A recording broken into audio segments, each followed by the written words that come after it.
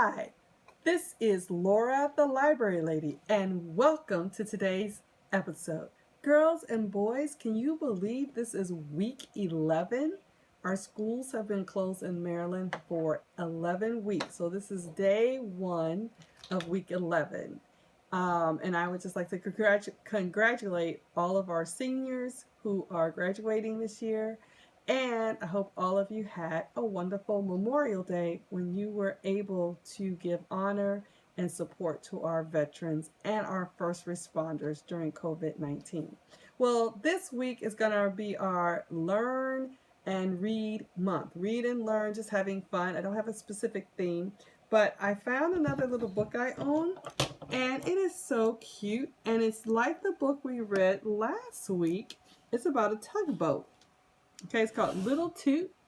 We see the author's name there, and it's All Aboard Books. And our objective for today's lesson is never give up. You can always change your circumstances, and when you need to be helpful, be helpful. So those are objectives, and what a great thing fathers do. So we're gearing up for Father's Day in a way as well. So let's get right into Little Toot. At the foot of an old wharf lived the cutest little tugboat you ever saw. His name was Little Toot. Blow hard as he could, the only sound that came out of his whistle was a small, merry toot, toot, toot. Little Toot could not make as much noise as the other tugboats, so he liked to show off by blowing fat balls of smoke out of his candy stick smokestack.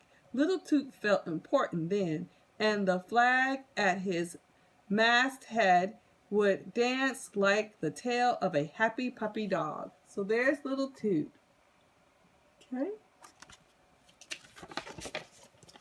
The river where Little Toot lived was full of ships. Some ships brought people from distant lands. Others brought big colored carpets from India, fine silk cloth from China, and fresh bunches of bananas from South America. So there was always exciting work for tugboats to do. They pushed the big ships into the docks to unload. They towed the ships down the river to the wide, deep ocean. So we talked about how trucks bring in merchandise, but so do boats, boys and girls. Little Toot was right in the middle of all the excitement. He watched his father work hard. Big Toot was the biggest and fastest tugboat on the river. Grandfather Toot liked to tell his grandson about his mighty deeds. "I'm an old sea dog who breathes smoke," he would say. "Someday you'll be just like me, Little Toot." Little Toot listened to his grandfather's stories, but he did not want to work and do mighty deeds. He saw no sense in pulling ships 50 times bigger than himself away down to the ocean, and he was scared of the wild seas that lay in wait beyond the river's end. So Little Toot didn't have those kind of dreams.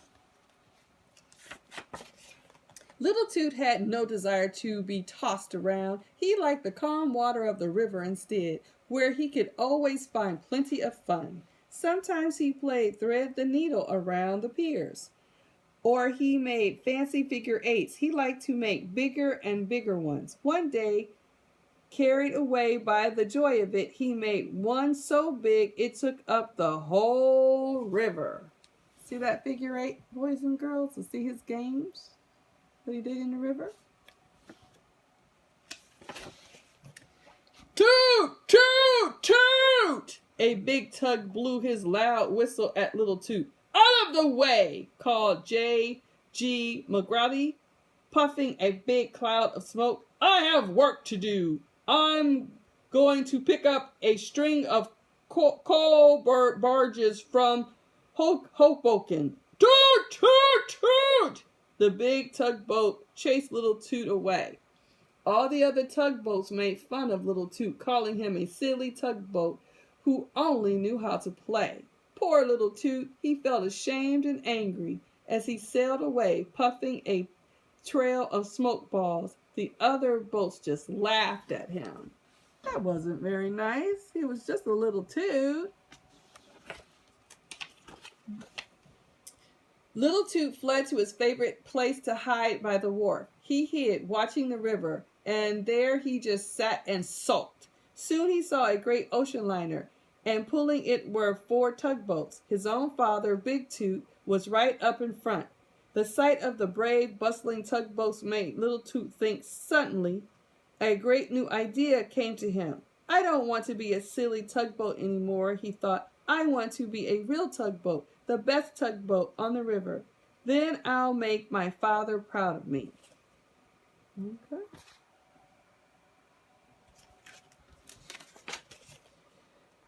Eagerly, Little Toot sailed to one ship after another. Toot, toot, toot, he called. Throw me a line. I'll pull you down the river. But the big ships knew Little Toot too well. One ship blew steam at the little tugboat. Another blew its loud whistle and splashed him right out of the water. Go away, Little Toot, the big ship said. We need a real tugboat to help us. Oh, real tugboat. Little Toot felt very lonely. He wasn't wanted anywhere or by anyone. With his spirits drooping, he let the tide carry him where it willed. He did not see the sky grow dark. He did not feel the wind blowing harder and harder. The wind was whipping up into a real storm. Just then, Toot heard a strange new sound. It was the ocean. He had never seen the great ocean before. Noisy waves crashing and dashing and pounded against the rocks.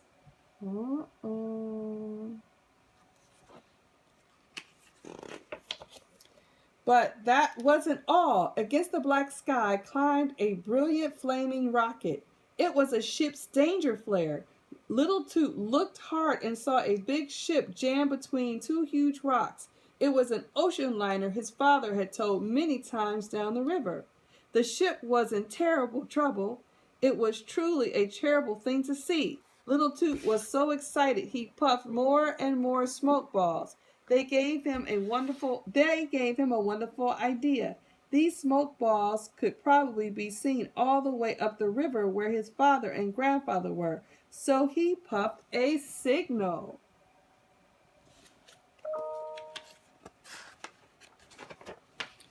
Way up the river, the tugboat saw Little Toot's signal. They had no idea who was sending the signal, but they knew it meant come quickly.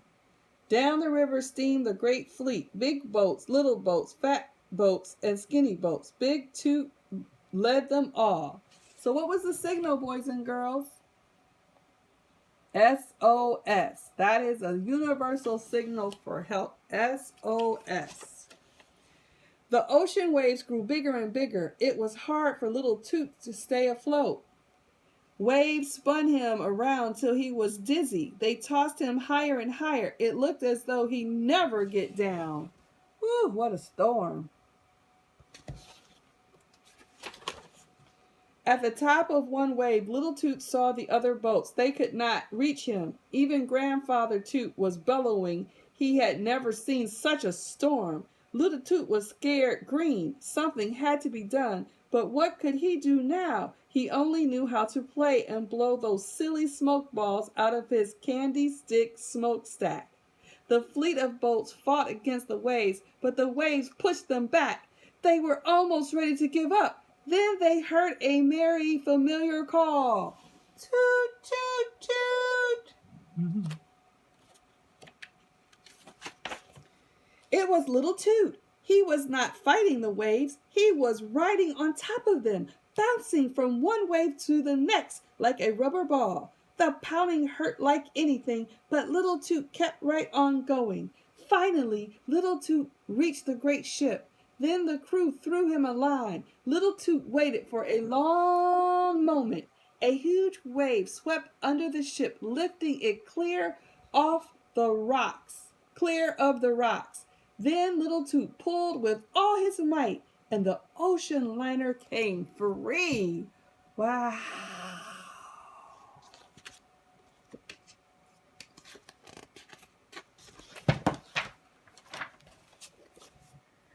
The people on board began to cheer. All the tugboats blew their whistles. They insisted that Little Toot lead the great boat back into the harbor. Little Toot was a hero. Grandfather Toot blasted the news all over the river. My grandson's a sea dog just like me. Wow, that's great, boys and girls.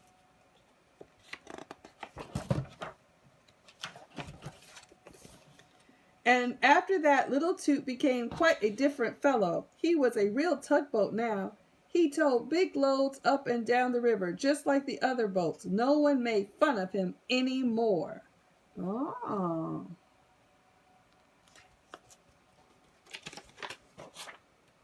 And that made Big Toot and Little Toot very proud indeed. Father and son. So this is a great book, boys and girls, about overcoming anything that you don't want to do. He was embarrassed by the other tugboats and he wasn't thinking. He got all upset and he wound up in a difficult, dangerous situation. But because he knew the job of a tugboat because of his father and grandfather, he was able to do the job. Okay, so what other stories does this story remind you of?